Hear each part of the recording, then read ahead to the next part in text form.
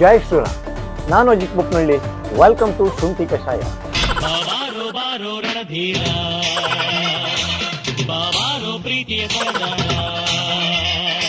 ನಮ್ಮ ಕರ್ನಾಟಕದಲ್ಲಿ ನಾವೇ ಕಿಂಗ್ಗಳು, ನಾವು ಏನು ಮಾಡಿದ್ರು ನಡೆಯುತ್ತೆ ಅನ್ನೋ ಒಂದು ಭ್ರಮೆಯಲ್ಲಿದ್ದ ಸರ್ಕಾರಕ್ಕೆ ಈಗ ರೈತರ ಒಂದು ಬಿಸಿತ ಆಗ್ತಾ ಇದೆ.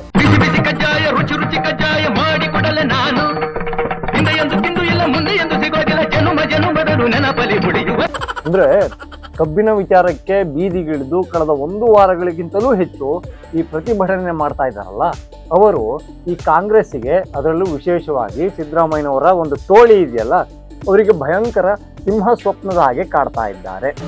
ಇದು ಜೀವನ ಅಲ್ಲ ಕಣ, ಸತ್ತೋಗ್ತೀನಿ ಕಣ. ಅಲ್ಲ, ರೈತರನ್ನ ಎದುರು ಹಾಕೊಂಡು ಯಾವ್ದಾದ್ರು ಸರ್ಕಾರ ಉಳಿದಿರೋ ಎಲ್ಲಾರು ಉದಾಹರಣೆ ಇದೆಯಾ? ಖಂಡಿತ ಇಲ್ಲ. ನೀನ್ ಈ ತರ ಗೆದ್ದೆ ಗೆಲ್ತೀಯ. ರೈತ ರೈತ ರೈತ ಅನ್ನ ಕೊಡುವ ತಾತ. 12 ತಿಂಗಳು ಬೆಳೆದವ್ರು ನಾವದು, ನೀವು ಯಾರು ಬೆಳೆದಿಲ್ಲ. ರಕ್ತ ಬೆವರ ನಮ್ಮ ಮಕ್ಕಳನ್ನೆಲ್ಲ ಕರ್ಕೊಂಡ 24 ತಾಸು ಕಬ್ಬಿಣ್ಯಾಗ ಕಳಗಿ ಇರಿದಿರ್ತಕ್ಕಂಥ ಮಕ್ಕಳು ನಾವದು.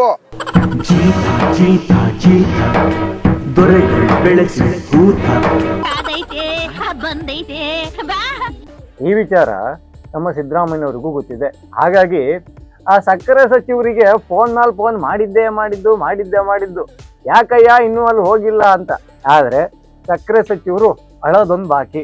ಸಾರ್, ನನ್ನ ಹಣೆ ಬಾರನೇ ಸರಿ ಇಲ್ಲ ಸಾರ್, ನೀವು ನೋಡಿದ್ರೆ ಅಲ್ಲಿಗೆ ಹೋಗು ಅಂತೀರ. ಆದ್ರೆ ನಮ್ಮ ಜಿಲ್ಲಾ ಉಸ್ತುವಾರಿ ಜಾರಕಿಹೊಳಿ ಅವರು ಯಾವುದೇ ಕಾರಣಕ್ಕೂ ಬರಬೇಡ ಅಂತ ಅವ್ರೆ. ಬೇಕು ಅಂತ ಬಂದದಲ್ಲ, ದಾರಿ ತಪ್ಪಿ ಬಂದದ್ದು. ಹೋಗ್ಲಿಕ್ಕೆ ಮನಸ್ಸುಂಟು, ನೀವು ದಾರಿ ಮಾಡಿ ಕೊಡ್ಬೇಕು. ಎಲ್ಲ ಹುಯಿ ಅಂತ ಚೀರಿದ್ರೆ ಅದೇನು ವಿಷಯ ಗೊತ್ತಾಗಬೇಕಿಲ್ಲ. ಸಮಸ್ಯೆ ಬಗೆಹರಿತಕ್ಕಂತ ಹಂತಕ್ಕೆ ಬಂದಾಗ ನಾವು ಸಿಟ್ಟಿನ ಕೈಯಲ್ಲಿ ಬುದ್ಧಿ ಕೊಡಬಾರ್ದು. ನಾನು ಏನ್ ಮಾಡ್ಬೇಕು ಸಾರ್ ಅಂತ ಹೇಳೋದೊಂದು ಬಾಕಿ ನಮ್ಮ ಶಿವಾನಂದ ಪಾಟೀಲ್ರು. ಆದ್ರೂ ಕೂಡ ಹೋದ್ರು. ಹಾಗೆ ಅವ್ರು ಹೋಗೋಕ್ಕಿಂತ ಮುಂಚೆ ಶಿವಾನಂದ ಪಾಟೀಲ್ರು ಅಂದ್ರೆ ನಮ್ಮ ಕರ್ನಾಟಕ ರಾಜ್ಯದ ಸಕ್ಕರೆ ಸಚಿವರಾದ ಶಿವಾನಂದ ಪಾಟೀಲ್ ಅವರ ಒಂದು ಅಣಕು ಶವಯಾತ್ರೆ ಮಾಡಿದ್ರು.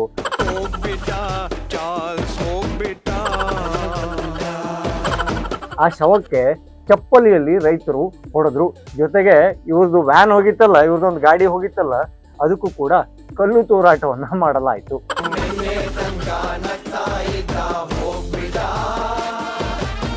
ಸೊ ಯಾರು ಕೂಡ ತಾಳ್ಮೆನ ಕಳ್ಕೋಬೇಡಿ ಅಂತಾನೆ ರೈತರನ್ನ ಓಲೈಸುವ ಕೆಲಸವನ್ನ ಅವರು ಮಾಡಿದ್ರು. ಹಾಗೆ ಹೆದ್ದಾರಿ ಬಂದಂತವ ಏನು ಒಂದು ಧಮಕಿ ಇತ್ತಲ್ಲ, ಆ ವಿಚಾರಕ್ಕೆ ಅವರು ಅದೊಂದು ಡೆಡ್ ಲೈನ್ ಕೊಟ್ಟಿದ್ರಲ್ಲ ರೈತರು, ಅದನ್ನೊಂದು ಸ್ವಲ್ಪ ದಿವಸ ಮುಂದೆ ಹಾಕುವಂತಹ ಕೆಲಸವನ್ನ ಮಾಡಿದ್ರು. ನನಗೆ ತುಂಬಾ ಖುಷಿಯಾಗಿದ್ದು ಅಂದ್ರೆ ಸಿದ್ದರಾಮಯ್ಯನವರ ಮಾತು. ಏನಪ್ಪಾ ಅಂತ ಕೇಳಿದ್ರೆ, ಹೋರಾಟ ಮಾಡ್ತಾ ಇರೋದು, ಪ್ರತಿಭಟನೆ ಮಾಡ್ತಾ ಇರೋದು ಯಾರು? ಕರ್ನಾಟಕದ ಕಬ್ಬಿನ ಬೆಳೆಗಾರರು, ರೈತರು. ಹಾಗಾಗಿ ಕರ್ನಾಟಕದ ಶುಗರ್ ಕಂಪನಿಗಳು ಅಥವಾ ಶುಗರ್ ಫ್ಯಾಕ್ಟರಿಗಳು ಇದ್ದಾವಲ್ಲ, ಅವು ಅವರಿಗೆ ಒಂದು ಸೂಕ್ತವಾದ ಬೆಲೆಯನ್ನು ನಿಗದಿ ಮಾಡಬೇಕು, 3,500 ಒಂದು ಟನ್ನಿಗೆ ಕೊಡಬೇಕು ಅನ್ನೋ ಒಂದು ಮನವಿಯನ್ನ ಮಾಡಿದ್ದಾರೆ. ಸೊ ಇಲ್ಲಿ ಒಂದು ಸರ್ಕಾರ ಇದೆ, ಇಲ್ಲೊಂದು ಸಕ್ಕರೆ ಸಚಿವರಿದ್ದಾರೆ, ಅದಕ್ಕೆ ಅಂತ ಇನ್ನೊಂದು ಪ್ರತ್ಯೇಕ ಇಲಾಖೆ ಇದೆ. ಆದ್ರೆ ಈಗ ಕರ್ನಾಟಕದಲ್ಲಿ ನಡೀತಿರೋ ರೈತರ ಒಂದು ಪ್ರತಿಭಟನೆಗೆ ಕಾರಣ ಮೋದಿ ಸರ್ಕಾರ ಅಂತೆ. ಈ ಮಾತನ್ನ ನಮ್ಮ ಸಿದ್ದರಾಮಯ್ಯನವರು ಹೇಳಿದ್ರು. ಅಯ್ಯೋ, ಈ ನನ್ನ ಮಕ್ಕಳು ಮತ್ತೆ ಶುರು ಮಾಡಿದ್ರಯ್ಯ. ಜಗತ್ತಿಗೆ ಒಬ್ಬನೇ ಅಧಿಪತಿ ಇರಬೇಕು ಥಾಮಸ್, ಅದು ನಾನಾಗಿದೆ.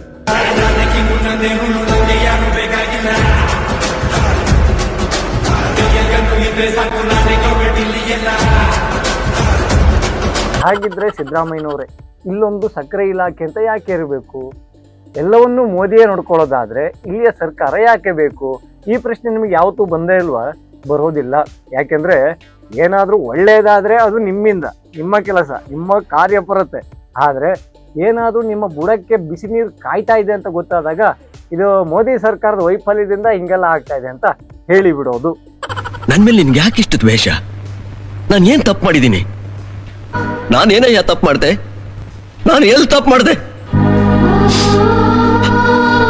ಅಣ್ಣ ಸಖತ್ ಆಕ್ಟಿಂಗ್ ಮಾಡ್ತಿದ್ದೆ ಕಣ. ಇದು ಸರಿಯಾದ ಕ್ರಮವ? ನೀವು ಬೇರೆ ಒಳ್ಳೆ ಮಾತುಗಾರರು, ಆದ್ರೆ ಯಾವ ಟೈಮಲ್ಲಿ ಯಾವ ಮಾತು ಬೇಡ ಅನ್ಸುತ್ತೋ ಅದೇ ಮಾತನ್ನ ಆಡ್ಬಿಡ್ತೀರಾ.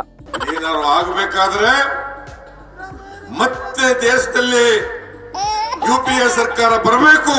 ನರೇಂದ್ರ ನರೇಂದ್ರ ನರೇಂದ್ರ ನರೇಂದ್ರ ನರೇಂದ್ರ ಇದರ ಜೊತೆಗೆ ನಂದಿನಿ ತುಪ್ಪನ 90 ರೂಪಾಯಿಯಷ್ಟು ಏರಿಸಿದ್ದಾರೆ. ಅಂದ್ರೆ 1 kgಗೆ 90 ರೂಪಾಯಿಯಷ್ಟು ಹೆಚ್ಚಳ ಆಗಿದೆ.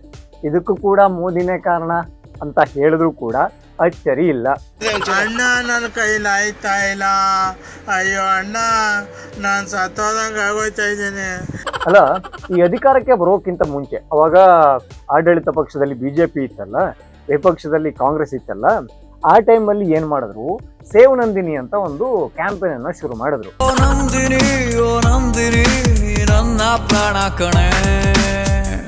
ಆ ಮೂಲಕ ಅಲ್ಲಿ ಹಿಂದಿವಾಳಗಳಿಂದ ನಂದಿನಿ ಮೇಲೆ ಒಂಥರ ದೌರ್ಜನ್ಯ ಆಗ್ತಾ ಇದೆ, ನಮ್ಮ ರಾಜ್ಯದ ರೈತರಿಗೆ ಮೋಸ ಆಗ್ತಾ ಇದೆ, ಅಮೂಲು ಬಮೂಲು ಅದು ಇದು ಅಂದ್ಕೊಂಡು ಎಲ್ಲರೂ ಇಲ್ಲಿ ಬರ್ತಿದ್ದಾರೆ. ಸೇವ್ ನಂದಿನಿ ಹೋರಾಟವನ್ನ ತುಂಬಾ ದೊಡ್ಡ ಮಟ್ಟದಲ್ಲಿ ಮಾಡಲಾಯ್ತು. ಹಿಂದೆ ಹಿಂದೆ ಹಿಂದೆ ಹೋಗು ಮಕ್ಕುದ್ರು ಹಿಂದೆ ಹೋಗು ಕಣ್ಣು ಹೊಡೆದು ಲೈನು ಹಾಕು ಸಿಕ್ಕುತ್ತಾ. ಆದ್ರೆ ಈಗ ಅವರು ಗೆದ್ದು ಬಂದ ಮೇಲೆ ಏನಾಗ್ತಾ ಇದೆ, ಸೇವ್ ನಂದಿನಿ ಫ್ರಾಮ್ ಕಾಂಗ್ರೆಸ್ ಅನ್ನೋ ಅಭಿಯಾನವನ್ನ ನಾವು ಶುರು ಮಾಡಬೇಕಾ ಅನ್ನೋ ಪ್ರಶ್ನೆಯೊಂದು ಬಂದಿದೆ. ಯಾಕೆಂದ್ರೆ ಹಾಲಿನ ರೇಟ್ ಜಾಸ್ತಿ ಮಾಡಿದ್ರು, ಆ ಹೆಚ್ಚುವರಿ ದುಡ್ಡನ್ನ ರೈತರಿಗೆ ಪ್ರೋತ್ಸಾಹ ಧನವಾಗಿ ಕೊಡ್ತೀವಿ ಅಂತ ಹೇಳಿದ್ರು. ಆದ್ರೆ ರೈತರು ಹೈನುಗಾರರು ಬಾಂಬಡಾ ಹೊಡೆದ್ರು. ಎರಡನೇ ಭಾಗ ವೈಟ್ ಮಾಡ್ಬೇಕು ನಾವು. ಸಾರ್ ದುಡ್ಡು ಬಂದಿಲ್ಲ, ಏನೂ ಬಂದಿಲ್ಲ ಅಂತ. ಈಗ ತುಪ್ಪದ ರೇಟನ್ನ ಏಕಾಏಕಿ 90 ರೂಪಾಯಿ ಜಾಸ್ತಿ ಮಾಡಿದ್ದಾರೆ.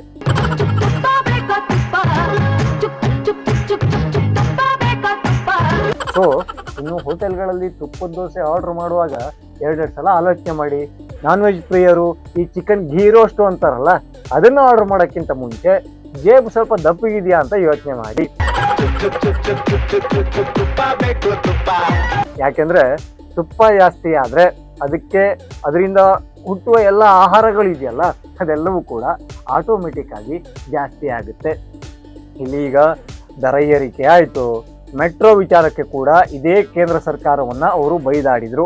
ಇಲ್ಲಿ ಮೆಟ್ರೋ ರೇಟನ್ನ ಟಿಕೆಟ್ಗೆ 40% ಜಾಸ್ತಿ ಮಾಡಿದ್ರಲ್ಲ, ಆ ವಿಚಾರಕ್ಕೆ ಅದು ಕೇಂದ್ರದ ಅಂಡರ್ ಬರುತ್ತೆ, ಕೇಂದ್ರ ಕಾರಣ ಆಗ್ತಾರೆ, ಇದಕ್ಕೆ ಮೋದಿ ಉತ್ತರ ಕೊಡಬೇಕು ಅಂತ ಜಾರಿಗೊಳ್ಳಲಾಯಿತು. ಆದ್ರೆ ಬೆಂಗಳೂರಲ್ಲಿ ಮಾತ್ರ ಮೆಟ್ರೋ ರೈಲು ಓಡಾಡೋದ, ಬೇರೆ ಬೇರೆ ರಾಜ್ಯಗಳಲ್ಲಿ ಮೆಟ್ರೋ ಇಲ್ವಾ? ಅಲ್ಲಿಯ ರೇಟಿಗೂ ಕಂಪೇರ್ ಮಾಡಿದ್ರೆ ಅಲ್ಲಿ ಸಸ್ತಾ ದರದಲ್ಲೇ ಓಡಾಡ್ತಾ ಇದೆ. ಆದ್ರೆ ಕಾಂಗ್ರೆಸ್ ಅಧಿಕಾರ ಇರುವ ಕರ್ನಾಟಕದಲ್ಲಿ ಮಾತ್ರ ಮೆಟ್ರೋ ರೇಟನ್ನ ಸ್ವಯಂ ಟಪಕ್ ಅಂತ ಮೇಲೆ ತಗೊಂಡೋಗಿ ಇಡಲಾಯ್ತು. ಅದಕ್ಕೆ ಕಾರಣವನ್ನ ಮೋದಿ ಸರ್ಕಾರ ಅಂತ ಹೇಳಲಾಯ್ತು. ಸೇಮ್ ಈಗ ಕಬ್ಬು ಬೆಳೆಗಾರರ ಸಮಸ್ಯೆಗೆ ಮೋದಿ ಕಾರಣ ಅನ್ನೋ ಹೇಳದಂಗೇನೆ. ನಮ್ಮ ಹೊಟ್ಟೆ ಎಷ್ಟು ಉರ್ಸ್ತಾವ್ರೋ ಆ ಭಗವತ್ನ ನೋಡಿದ್ರೆ ಸರು ನಾಷ್ಟ ಮಾಡಬೇಕು. ಆದ್ರೆ ತುಂಬಾ ಬೇಜಾರಾಗದೇನ್ ಗೊತ್ತಾ, ಅವಾಗ ಕೃಷಿ ಕಾಯ್ದೆ ಬಂದಾಗ ಅನೇಕ ಹೋರಾಟಗಾರರು ಇಲ್ಲಿ ಭಯಂಕರ ಸಕ್ರಿಯವಾಗಿ ಇದ್ರಲ್ಲ, ಅವರೆಲ್ಲರೂ ಈಗ ಕಾಣ್ತಾನೆ ಇಲ್ಲ. ಅಂದ್ರೆ ರೈತ ಹೋರಾಟವನ್ನ ಅವ್ರು ಯಾರು ಗಂಭೀರವಾಗಿ ತಗೊಂಡೇ ಇಲ್ವಾ, ಅಥವಾ ರೈತರನ್ನೇ ಗಂಭೀರವಾಗಿ ತಗೊಂಡಿಲ್ವಾ? ಇದೆಲ್ಲ ಪ್ರಶ್ನೆಯನ್ನ ನಾವು ಆ ಹೋರಾಟಗಾರರಿಗೆ ಕೇಳಬೇಕಾಗುತ್ತೆ. ಅಥವಾ ಯಾರಾದ್ರೂ ನಮ್ಮ ವಿರುದ್ಧ ಘೋಷಣೆಗಳನ್ನ ಕೂಗಬೇಡಿ, ನಮ್ಮ ವಿರುದ್ಧ ಪ್ರತಿಭಟನೆ ಮಾಡಬೇಡಿ ಅಂತ ಈ ಕೆಲವು ರೈತ ಹೋರಾಟಗಾರರನ್ನ ಏನಾದ್ರೂ ಪೇಮೆಂಟ್ ಮಾಡಿ ಸೈಲೆಂಟ್ ಮಾಡ್ಬಿಟ್ರ ಇದೊಂದು ಪ್ರಶ್ನೆ ಬಂದೇ ಬರುತ್ತೆ. ಯಾಕೆಂದ್ರೆ ಈ ದ್ವಂದ್ವ ನೀತಿ ಅಂತ ಬರುತ್ತಲ್ಲ, ಅದೆಲ್ಲ ಯೋಚನೆ ಮಾಡಿದಾಗ ಅವರ ಕ್ರೆಡಿಬಿಲಿಟಿ ಬಗ್ಗೆ ಆಲೋಚನೆ ಬಂದೇ ಬರುತ್ತೆ. ಈಗ ರೈತರ ಕಿಚ್ಚು ನಮ್ಮ ಸರ್ಕಾರವನ್ನ ಬೆಚ್ಚಿ ಬೀಳಿಸಿದೆ. ಇದೊಂದು ಆಗ್ಬೇಕಾಗಿತ್ತು. ಯಾಕೆಂದ್ರೆ ಎಲ್ಲಾ ಕಡೆಯಲ್ಲೂ ಕೂಡ ಆಡಳಿತದ ವೈಫಲ್ಯ ಕಾಣ್ತಾ ಇದೆ. ರೈತರು ಈಗ ತಿರುಗಿ ಬಿದ್ದಿದ್ದಾರೆ. ಅವರ ಬೇಡಿಕೆ ತುಂಬಾ ಸಿಂಪಲ್ ಆಗಿದೆ. ಆ ಬೇಡಿಕೆಯನ್ನ ಈಡೇರದೇ ಇದ್ರೆ ಮುಂದಿನ ದಿನಗಳಲ್ಲಿ ಉಗ್ರವಾದ ಹೋರಾಟದ ಎಚ್ಚರಿಕೆಯನ್ನ ಕೊಟ್ಟಿದ್ದಾರೆ. ಆದ್ರೆ ಸಮಸ್ಯೆಯನ್ನ ಪರಿಹಾರ ಮಾಡಬೇಕಿದ್ದ ಸರ್ಕಾರ ಮಾತ್ರ ಅಲ್ಲಿ ಮೋದಿ ಸರ್ಕಾರ ಸಮಸ್ಯೆಯಿಂದ ಇದೆಲ್ಲ ಆಗ್ತಿರೋದು ಅಂತ ಕೈ ತೊಳೆದುಕೊಳ್ಳುವ ಯೋಚನೆ ಮಾಡ್ತಾ ಇದೆ. ಕೈ ತೊಳೆಯಕ್ಕೆ ಸ್ಯಾನಿಟೈಸರ್ ಏನಾದ್ರು ಬೇಕಾ? ಯಾರು ಮಾಡಕ್ ಸಾಧ್ಯ ಆಗಲ್ಲ. ಯಾವನ ಇದ್ದಾನೆ ರಾಜ್ಯದಲ್ಲಿಲ್ಲ, ದೇಶದಲ್ಲಿಲ್ಲ, ಯಾರು ನಡೀರಿ. ಇನ್ನು ಯಾರೆಲ್ಲ ಇನ್ಸೈಡ್ ಟ್ರಸ್ಟ್ ಚಾನಲ್ ಅನ್ನ ಸಬ್ಸ್ಕ್ರೈಬ್ ಮಾಡ್ಕೊಂಡಿಲ್ವೋ ಈ ಕೂಡಲೇ ಸಬ್ಸ್ಕ್ರೈಬ್ ಮಾಡ್ಕೊಳ್ಳಿ. ಹಾಗೆ ಎಲ್ಲ ವಿಡಿಯೋಗಳಿಗಾಗಿ ಬೆಲ್ ಐಕಾನ್ ಅನ್ನ ಡಾನ್ ಅಂತ ಬಡಿದ್ಬಿಡಿ. ಜೈ ಶ್ರೀರಾಮ್.